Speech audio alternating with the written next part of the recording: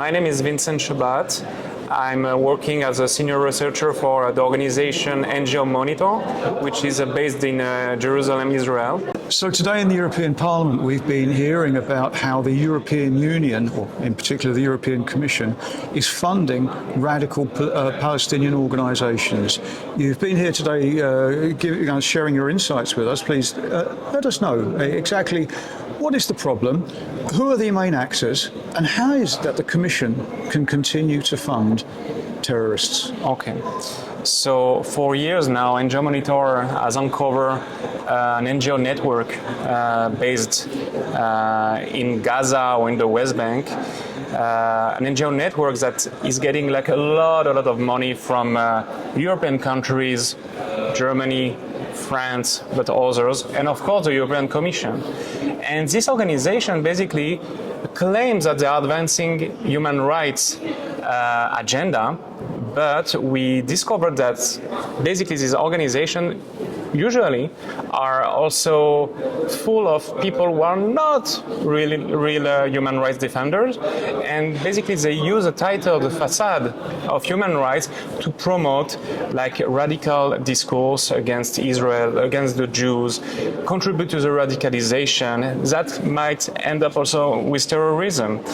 So I gave some examples this morning, but you have, for instance, an organization that is called Miftah, which is like a woman organization that is based in Ramallah, and like the mandate of the organization is to promote women's rights in the Palestinians, within the Palestinians. But what we saw that this organization that is currently getting €1 million grant, which is a lot of money, especially in Ramallah, since October 7, the organization has been spreading fake news and also conspiracy theory. For instance, that Israel invented the sexual atrocities, rapes against women committed by Hamas on October 7, listen to me, to justify a so-called genocide, which is absolutely unbelievable. A couple of days ago, we uncovered that the same organization is now accusing Israel of harvesting organs of Palestinian prisoners, which is like one of the oldest anti-Semitic tropes, even from the Middle Age. And this organization, as I told you, is getting €1 million. Okay, so it's very important, and unfortunately, we alerted for months the European Commission about this abuse of funding, basically, and the fact that this kind of accusation are then, exported to the European Union. And I heard this accusation now in the media, also within like the extreme left MEPs or members of parliament across the union, and basically they are feeding anti-Semitism.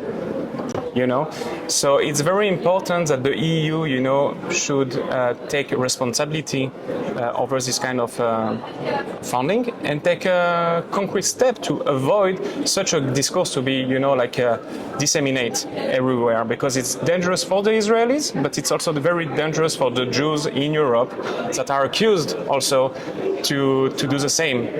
So it's very problematic. Also this morning I gave another example, which is not exactly direct link to an NGO, but for years Europe, the UN are funding Palestinian Ministry of Social Development.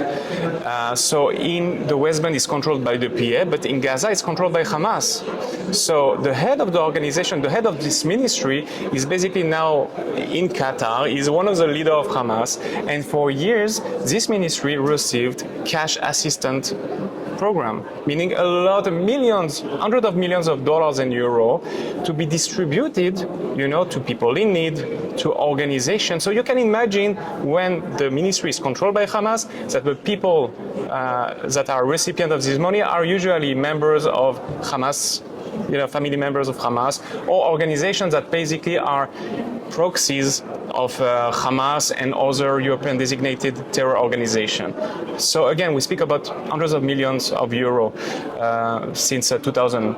So we need to do something, especially now that with the ceasefire and the UN Secretary, the UN resolution that was voted by the Security Council a couple of days ago, we know that billions of euro, billions of dollars will be put on the table to basically reconstruct Gaza, to millions of euros that will be injected for humanitarian cause and so on, which is fine, perfect, because Palestinians are also suffering there.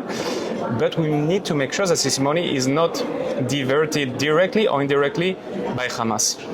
And as for now, we didn't see any real, reform made by the European Union and the European Commission to make sure that this money won't be at risk. And that's why we came here to say, guys, a lot of money will be on the table. If the European Union, who is the most important donors for the Palestinians, wants to be if they want to have a place in the for the era after the war, so they need to condition aid. It's very important, and then maybe there will be some positive outcome of it.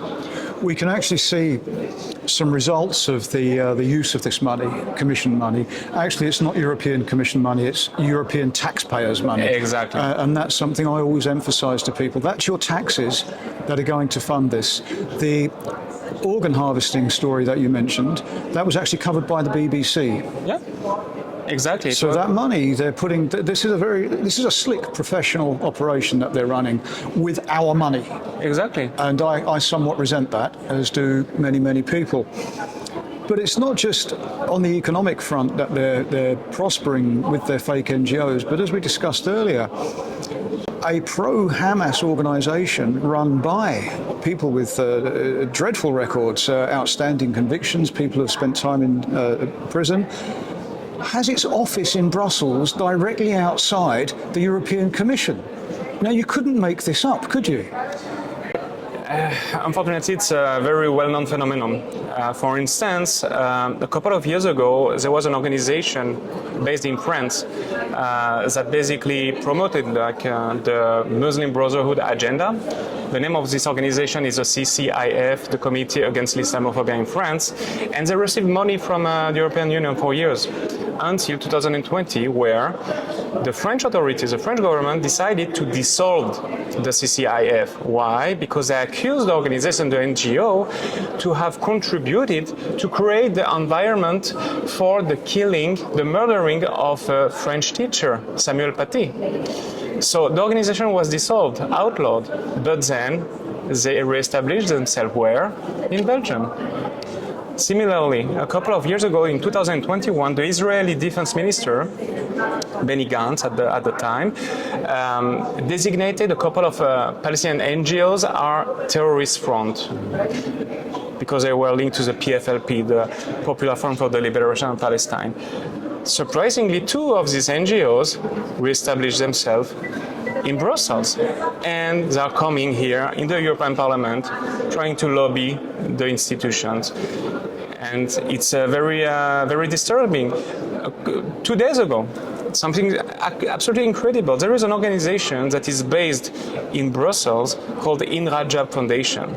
The organization was established 1 year ago by an activist well known in Belgium for years.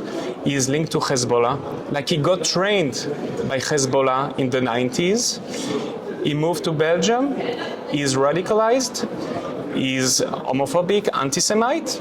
He was described by former Belgian Prime Minister Guy Verhofstadt as a threat to Belgium, and now this guy is also forbidden to come in UK, and also is on the no-fly list of the US.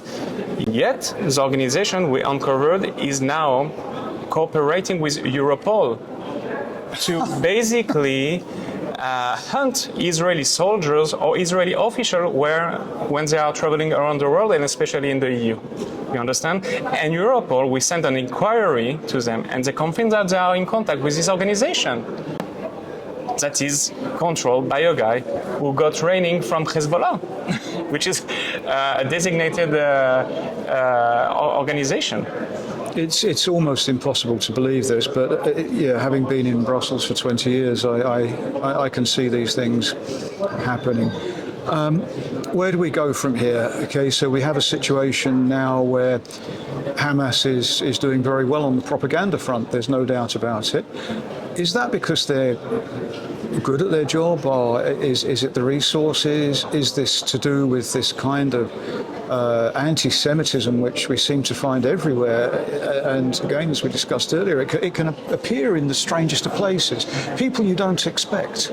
Once we start talking about these things, all these little stories come out, don't they? You know, the blood libel and stuff like that. 21st century people still believe this kind of stuff. What can we do? How can we actually address this very, very slick Hamas propaganda machine?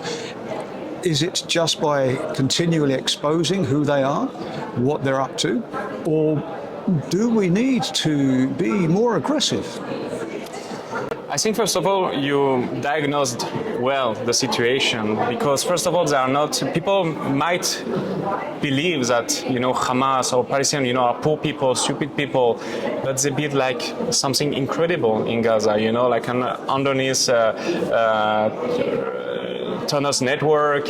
Like, they did a fantastic job during the 20 years they were in power. And yes, they have a lot of allies in the West, either from NGOs, media, that basically disseminate, you know, their propaganda, and it works well. And when you have an NGO, for instance, Human Rights Watch or Amnesty International or Oxfam, that is repeating Hamas lies, this organization have what's called a halo effect. Like, everyone believes in it because it's Amnesty International, who can put doubt in their word. Like, they are famous, they have a good reputation. So when people believe in it, it's very hard to fight by it. So our job at NGO Monitor is to go to the source of the accusation. For instance, the blood libel of harvesting the organs, or people who are denying the sexual like atrocity committed on October 7. We are going to the source. We know that it comes from Palestinian NGOs, and then this discourse is basically spread in Europe through media and NGOs, international NGOs. So our job is to show that the sources are not reliable. And we try, but it's very hard because, again, we are facing an industry of billions of dollars. So we are very small, but we are trying to do our best. And sometimes it works, but usually it works, but it takes time, but the damage is down. Like now, if you speak to any lambda European citizen in the EU, they are convinced that there is a genocide. They are convinced that, you know, yes, Israel basically is stealing the organs of Palestinians. Even in my own family, you know, they are living in France. I spoke to them. They believe that Israel is committing a genocide. And again, it was a manufactured campaign, because there was like the October 7 massacre. On October 8 already, they were accusing us of starvation, of famine. And on October 15, the Israeli army was not in Gaza yet, and the word genocide was already everywhere, and it was spread by NGOs that are receiving money from the European Commission. So everything is a huge PR campaign. Unfortunately, they succeed, but in the end, you know, Israel is still here, and we are trying to fight back. Absolutely. Well, I think that your speech earlier in the Parliament, in a private members' meeting, was very well received, and I think you got your message across very, very well. Thank you. And I think that we are hopefully now starting to see the issue being addressed. I want to thank you very much for your time, and thank you very much for being here in the Parliament with us today. Thank you very much.